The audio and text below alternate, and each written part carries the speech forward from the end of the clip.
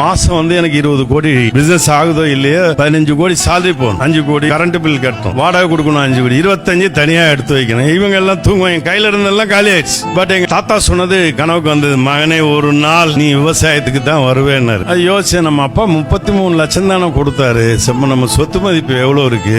எங்க சிஓக்கு group call zoom கால்ல போட்டு, சார் நம்ம salary போட வேண்டாம், எந்த நிறுவனமும் போடல, நம்ம என்ன பண்ணலாம்னாரு. இல்ல நீங்க salary போட்டே ஆகணும், கொடுத்துருங்க.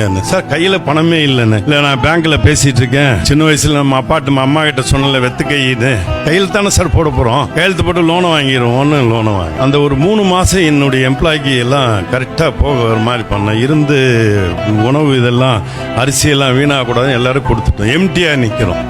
எப்படி பிசினஸ் பண்றதுன்னு நைட்ல உட்காந்து யோசிக்கும் போது, நம்ம கடைக்கு கஸ்டமர் நம்மளை தேடி வர முடியல, ஆனால் எம்ப்ளாயி பூரா வேலை கேட்டுட்டு இருக்காங்க. நம்ம வந்து ஒரு நாளைக்கு 55,000 லிட்டர் பால் வரும், வெஜிடபிள்ஸ் வந்துடும், நாங்கள் அதெல்லாம் பிஸ்னஸ் பண்ணிட்டு இருக்கோம். இதெல்லாம் செலவு பண்ண முடியல. அப்புறம் நைட்டில் வந்து அடுத்த நாள் சிஓட்ட இன்னைக்கு ஜூம் கால் மீட்டிங்கு, முக்கியமான மேனேஜர், பெரிய பெரிய அப்பார்ட்மெண்ட்ஸ் எங்கே இருக்கோ அவங்களெல்லாம் லைனில் எடுங்க, 11 மணிக்கு மீட்டிங்கு. அந்த ஹோல் நைட்டு தூங்காமல் டிசைன் பண்ணேன். அப்புறம் தம்பி நம்ம ஏன் வந்து கஸ்டமரை வர வைக்கணும், நீங்கள் எல்லாம் போய் கஸ்டமரை தேடுங்க, எல்லாருக்கும் இவ்வளோ பெர்சன்டேஜ், அந்த அப்பார்ட்மெண்ட்டில் இருக்கவங்களுக்கெல்லாம் அந்த செக்ரட்டரி இவங்களுக்கெல்லாம் இவ்வளோ டிஸ்கவுண்ட் கொடுத்துரு, வந்து தோத்துருங்க, நீங்கள் கையில் இருந்து லூஸ் பண்ணுங்கன்னு.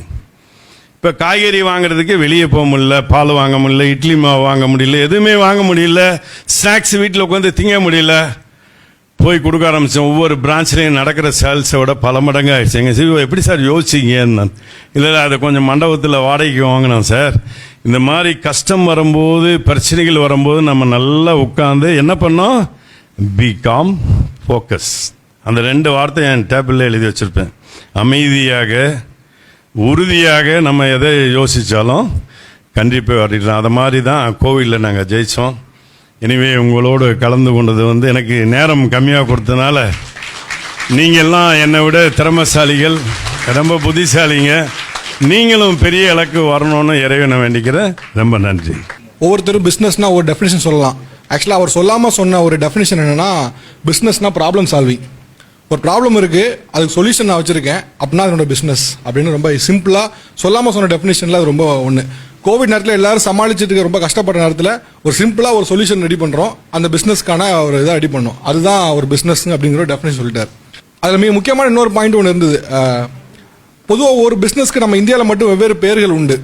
ஒரு டெக்ஸ்டைல்னா டெய்லர், ஒரு ஸ்வீட்னா லாலா கடை, இதுனா பொட்டி கடை, அதுவா செல்ஃபோன் கடை அப்படின்னு.